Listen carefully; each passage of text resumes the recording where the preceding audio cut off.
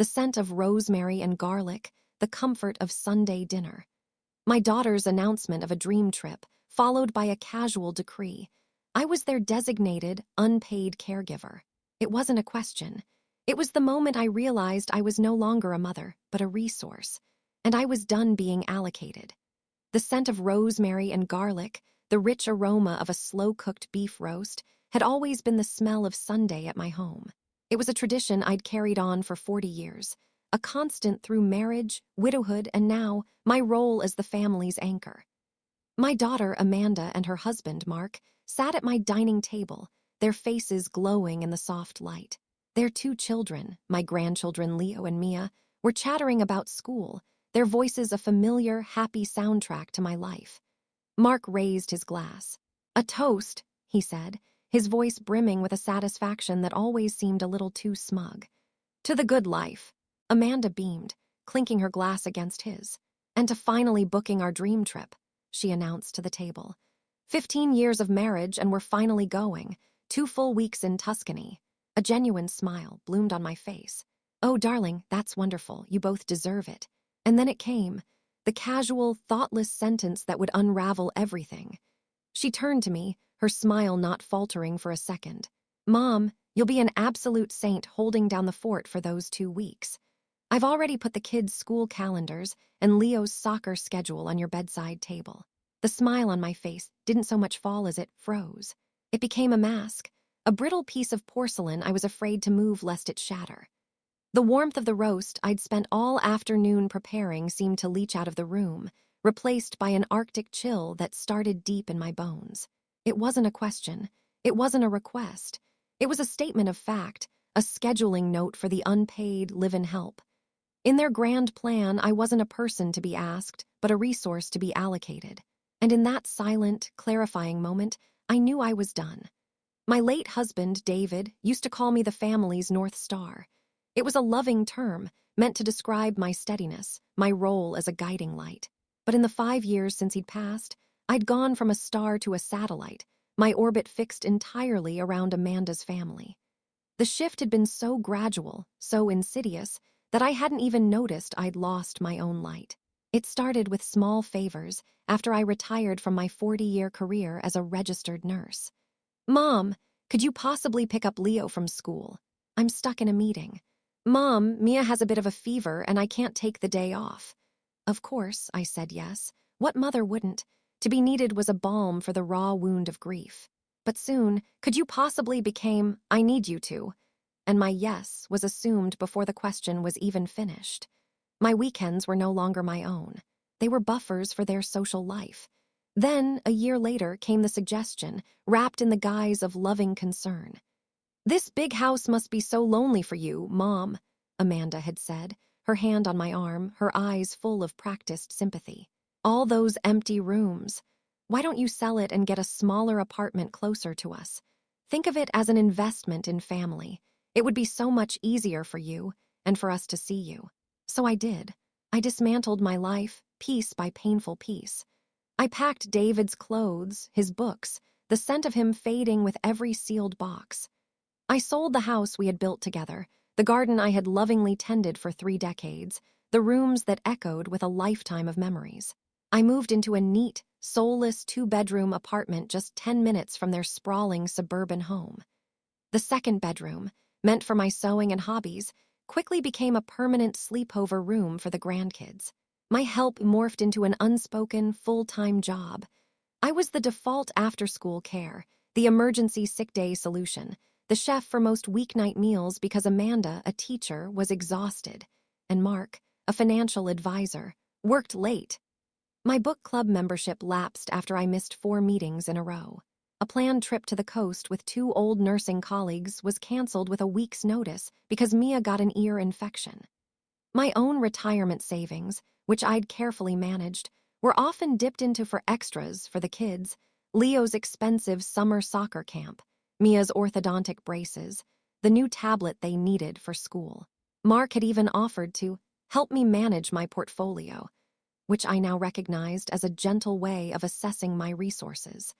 They were saving aggressively for their future, driving a new SUV and planning a kitchen remodel. It never occurred to them that they were spending mine. The Tuscany announcement wasn't just a notice. It was the final, brutal confirmation of my status. I wasn't their North Star. I was their human infrastructure, as silent, functional, and unappreciated as the plumbing in their walls. And I finally realized, with a clarity that felt like a physical blow, that if I didn't change my own course, I would simply rust away in service of their comfort. The morning after that Sunday dinner, for the first time in 5 years, I didn't drive to Amanda's house. I didn't pack a lunch for Leo or check to see if Mia's gym clothes were clean. Instead, I sat at my own kitchen table, a cup of tea growing cold in my hands, and I made a different kind of call. "Eleanor, it's Ruth. Ruth Evans." There was a moment of surprised silence, then a warm, booming laugh that hadn't changed in a decade. "Ruth, my God, I was just telling my bridge club the other day about the time we handled that 12-car pileup. I swear, I haven't seen you since your retirement party. What have you been up to, stranger?" Eleanor and I had been charge nurses together, on the same chaotic hospital floor for 20 years. She was pragmatic, sharp-witted, and had a no-nonsense attitude I desperately needed. Over a long lunch at a quiet bistro with sun-drenched windows, the first time I'd eaten out on a weekday by myself in years, the whole story tumbled out of me. I told her everything. The house, the move, the endless, thankless tasks, the Tuscany announcement. My voice cracked when I said the words bedside table. Eleanor listened patiently, her gaze never wavering. When I finished, she put down her fork. "Come on, Ruth. I know you're everything's fine face. I saw it for 20 years every time a doctor tried to pull rank. They've turned you into a doormat," she said bluntly, "and you're the one who laid yourself down. But the good news is you can get up." She told me about her own life at the Willows, a vibrant community for active seniors. "It's not a nursing home," she clarified, seeing the flicker of fear in my eyes. "It's a declaration of independence." The next day, she took me for a visit. Walking through the bright, airy lobby of the Willows was like stepping into a different reality. The air smelled of fresh coffee and lemon polish. I heard the gentle clicking of knitting needles from a sunlit lounge, the distant sound of a piano being played, and bursts of laughter from the direction of the billiard room. Eleanor introduced me to a man named Arthur, a retired engineer who was now building intricate birdhouses in the community workshop. He spoke with passion about his new hobby. He looked happy. Eleanor showed me a vacant corner apartment on the 3rd floor. It had a small, modern kitchen, a spacious living area, and a balcony that overlooked a meticulously kept rose garden, a painful, beautiful reminder of the one I had left behind. This wasn't just an apartment, it was a future. The spark of desire for that life became a roaring fire. In the following weeks, I moved with a quiet efficiency that would have made my old hospital administrator proud. My first stop was an elder advocacy lawyer named Miss Albright, a fierce woman whose pen moved with surgical precision. She reviewed my financial autonomy and drew up a rock-solid trust that protected my assets from any future suggestions from my family. Next, she referred me to a new, independent financial advisor, not Mark. This man, Mr. Chen, laid out my finances on a large screen. "Mrs. Evans," he said gently, "based on your initial capital, you should have seen a 15% growth over the last 5 years. Instead, your principal has decreased by 10%. This isn't a spending pattern, it's a hemorrhage." Seeing the numbers in stark black and white was the final, objective validation I needed. I wasn't being selfish. I was saving myself from financial ruin. With Mr. Chen's help, I confirmed I could comfortably afford the down payment and a full year's fees for the Willows. As I signed the lease, my hand trembled for a moment, a last tremor of guilt. But then I looked at the brochure on the table, at a picture of the art studio, and my resolve hardened. Through it all, I continued my duties at Amanda's, a serene smile on my face, the perfect picture of the dependable, oblivious mother. The countdown to my liberation had begun, and they had no idea. The execution was scheduled for a Tuesday, exactly 1 week before Amanda and Mark's flight to Florence. I chose a Tuesday because I knew Amanda had a late staff meeting, and Mark always went to the gym after work. It gave me the largest possible window. At 9 a.m. sharp, The movers from a company I'd found 2 towns over arrived. They were professional, discreet, and worked with a swiftness that was both thrilling and terrifying. Box by box, my life was loaded into the back of a large, unmarked truck. The furniture I was keeping, the clothes I loved, the boxes of photos, David's favorite armchair that I couldn't bear to part with, it all disappeared from the apartment that had never felt like home. By 2 p.m., the place was empty, echoing with the ghosts of my servitude. I did a final walkthrough, my footsteps loud in the silence. The apartment was broom clean, just as the lease required. I didn't leave a long, emotional letter. There was no room for negotiation or misinterpretation. My lawyer, Miss Albright, had been very clear about that. Your actions are the message, Ruth.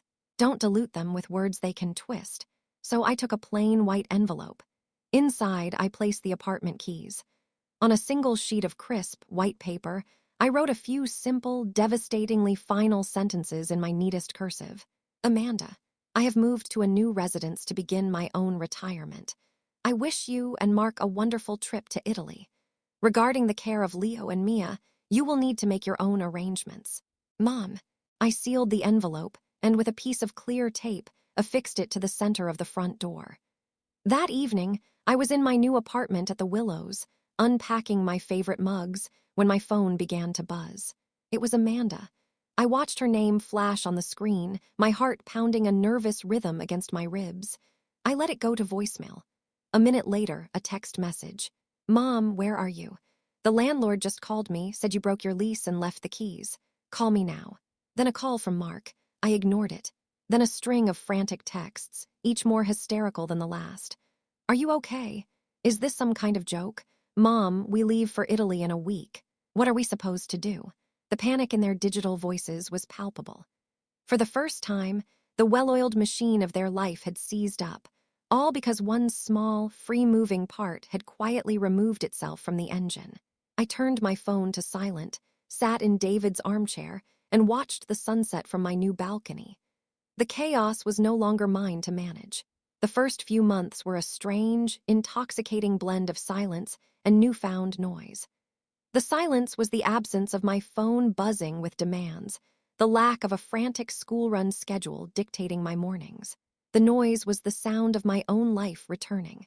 The chatter of my new friends in the art studio, the satisfying thud of a bocce ball on the lawn, the quiet hum of conversation during community dinners. I was rediscovering Ruth. I learned that I had a surprising talent for watercolor painting, a knack for capturing the way the afternoon light fell across the rose bushes in the garden. I joined a leaners bridge club, clumsy at first, but soon holding my own. I started swimming laps in the indoor pool every morning, feeling a strength return to my body that I hadn't realized was gone. The Willows wasn't just a place to live, it was a place to heal. Meanwhile, the fallout in Amanda's world was, as Miss Albright had predicted, significant. They had, of course, canceled their dream trip to Tuscany, losing a non-refundable deposit that Mark, in a long, rambling voicemail, had bitterly detailed. I listened to that message once, a clinical exercise in detachment, then deleted it. He described their frantic search for last-minute childcare, the exorbitant cost, the sheer inconvenience of it all. It was the first time they were forced to put a price tag on my free labor, and the number clearly horrified them. Over the next 6 months, the messages evolved. The initial wave of anger and disbelief gave way to manipulative guilt trips. The kids miss you so much, Mom. They cry at night. Then to passive-aggressive updates. Had to leave my quarterly review early because Mia's school called. My boss was not happy. And finally, to a desperate, exhausted silence. Through a mutual acquaintance, I heard that the strain was showing. Amanda and Mark were constantly bickering, their carefully curated life fraying at the edges. The seamless partnership they projected to the world relied on a silent, unacknowledged third partner, and without me, the cracks were turning into chasms. Then came the call. It was a Wednesday afternoon. I was in the sun-drenched studio, putting the finishing touches on a painting of the coastline from a recent day trip. An unknown number flashed on my screen. I almost ignored it, but a flicker of intuition made me answer. Mom. It was Amanda. Her voice was thin, ragged, stripped of its usual confident authority. She was crying. "Mom, I'm so sorry. We were so wrong. We took you for granted. I can't do this anymore. Mark and I are fighting all the time. I had to leave work again today. Mia has a stomach bug, and I can't cope. Please, Mom, can you just come back? Just for a little while. Just until we can figure things out." I put my paintbrush down, my hands steady. I looked out the window at the vibrant, peaceful world I had built for myself. I felt a profound, unshakable calm settle over me. The pleading, the tears, the manufactured crisis. It no longer had any power. I let her finish, the silence stretching after her last sob. "Amanda," I said, and my own voice was unrecognizable to me. It was not the voice of the obliging mother or the weary servant. It was the voice of a woman in charge of her own life. "I have listened to you, but I need you to understand this. My life is not a contingency plan for when yours becomes difficult. I am not your human planner." I told her that I loved her, and that would never change. But the dynamic of our relationship had. "You are an adult, a parent, and a professional," I continued, my voice calm and clear. "You and Mark need to learn to manage your own lives, just like every other family does. Hire a nanny, find a reliable babysitter, reevaluate your budget. These are your problems to solve. I wish you the best of luck with it." And with that, I ended the call. A year has passed since that phone call. The frantic messages stopped. The silence that followed was no longer angry, but contemplative. My life, in stark contrast, has blossomed in ways I never thought possible. My watercolor of the coastline won second prize in the Willows annual art exhibition. The prize itself was a simple ribbon and a gift certificate to a local art supply store. But to me, it felt like a Nobel. It was a validation of a part of myself I had long forgotten existed. Eleanor and I, along with Arthur the birdhouse maker and a witty retired librarian named Sarah, have formed an unofficial travel club. We've taken short trips, a weekend in the wine country, a few days exploring the historic coastal towns. We pack light, laugh often, and make decisions by consensus. There is no agenda beyond mutual enjoyment. It is a revelation. Last month, a package arrived for me at the front desk. It was a small, square box. Inside, nestled in tissue paper, was a framed photograph of Leo and Mia, smiling broadly. Tucked behind it was a handwritten card from my grandson, Leo. In his 10-year-old scrawl, it read, "Grandma, I miss you. Mom and Dad said they are learning how to be better parents. They aren't as tired and angry anymore. I hope you're happy in your new house." I felt a gentle pang in my chest, not of guilt or regret, but of a deep, healing love. It was the first communication that asked for nothing, that simply offered a connection. I placed the card on the mantelpiece in my sunny living room, right next to my blue ribbon. I know the relationship with my daughter is not broken, but it is forever changed. It is being rebuilt, slowly and carefully, on a new foundation of respect and clearly defined boundaries. By stepping away, I didn't destroy my family. I forced it to become a real one, a collection of independent adults supporting each other, not a system of dependence propped up by the silent sacrifice of one. My new life isn't just about my own peace and freedom. It's about the quiet dignity of knowing I finally taught my daughter the most important lesson of all. A mother's love is a gift, not an obligation. And my time, my life, my sunset years, they belong to me.